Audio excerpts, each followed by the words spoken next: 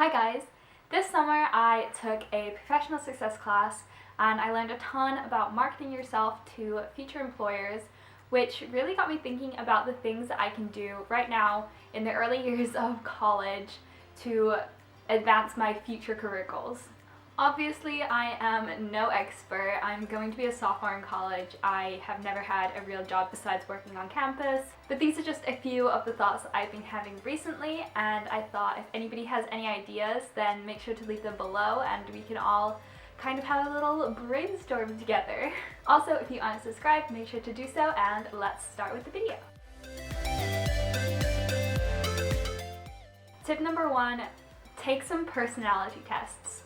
Okay, bear with me. I know this sounds a little bit ridiculous and you might feel like you're wasting your time while you're doing these, but understanding your own tendencies helps you to understand what you're really good at, what you can get better at, what you can improve upon. It's also really helpful when you are in interviews and you're talking to employers for you to be able to actually specifically voice exactly what it is that you're good at, what you're trying to work on, and kind of have that language already in you because you've read about it yourself. For example, my school had us take this Clifton Strengths Assessment, and at first I was like, this is ridiculous, why am I doing this? But there were a couple of strengths on there that I was really surprised to get, and since getting that I've noticed that I have been working harder at those things and really trying to develop them more and more, which is one of the great things about knowing what you're good at, is you can get better at those things that you're good at so that you're the best at them. Tip number 2 is to set up a LinkedIn. If you're in college, I'm sure you've heard of LinkedIn. It's basically like Facebook, but for professionals. People basically put in their resume online, and so it becomes a fully searchable site and recruiters can search for you. So I did find a statistic for this actually. So 90% of recruiters use LinkedIn. So as somebody who is going through college, you're doing internships, you can do all of that stuff. It's a good place to direct people at the end of an interview just so that they can get more of an immersive experience as to what you are like as a person, because especially with a resume, that's usually like one page and that's it. But with LinkedIn, you can really expand on that. You can talk a lot more about your different things because then people can like look through and find whatever it is that they're interested in. Also, you can follow different companies and businesses on there, which helps you to kind of stay in the loop as to what's going on, which I'm going to talk about a little bit more later in this video. Additionally, a lot of colleges have their own version of this, which is just with alumni, and I would definitely recommend trying to connect with some people on there who are in the industry that you're looking to go into. Remember that the people on those have signed up for it voluntarily, and if they have, then it probably means that they want to connect with students at the school, so don't be shy reaching out. And that's definitely some advice I should take because I am so shy when it comes to that kind of thing, and I'm like, ah! Tip number 3 is to do your research. This summer I started a notebook for research on the industry that I want to go into. It's really important to know about the industry. It gives you something to talk to in interviews and make you seem more knowledgeable. Things you can look into are just Wall Street Journal articles if your school has a subscription to that, and then just normal Googling every so often just to stay on top of what's going on. This always makes me think of the scene in Devil Wears Prada where she walks in and she gets this job at Runway without knowing anything about the company, and I'm just like, pretty sure that's not how it normally works. And before today, you had never heard of me? No. Number 4 is to read books about the industry that you're interested in.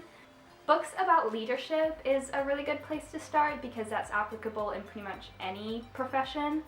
But if you have a specific company that you're interested in, so for me, for example, I'm very interested in the possibility of perhaps one day working for Disney Imagineering, so I have focused a lot of my reading on Disney and the Disney company and like history within there.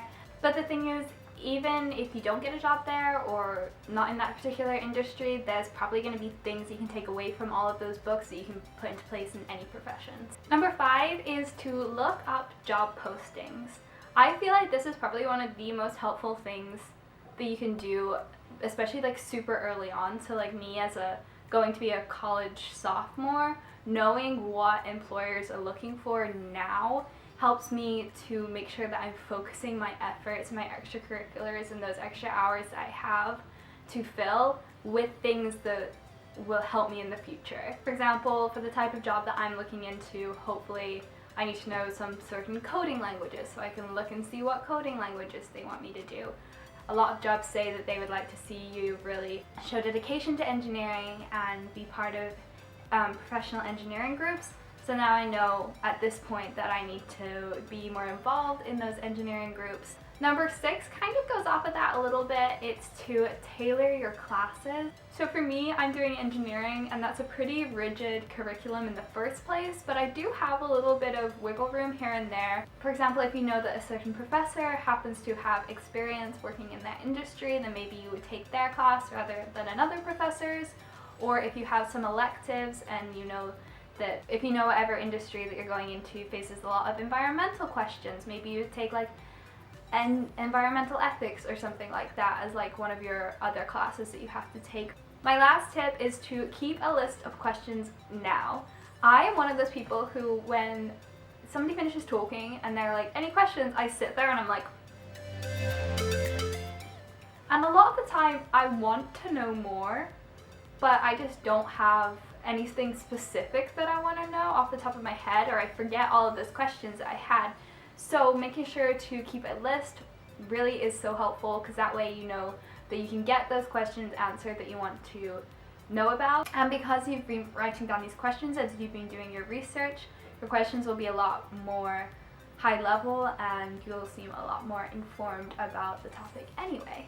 That is everything that I am trying to focus on right now. Again, if you have any other tips, then please let me know down below in the comments, and I will see you in my next video. Bye!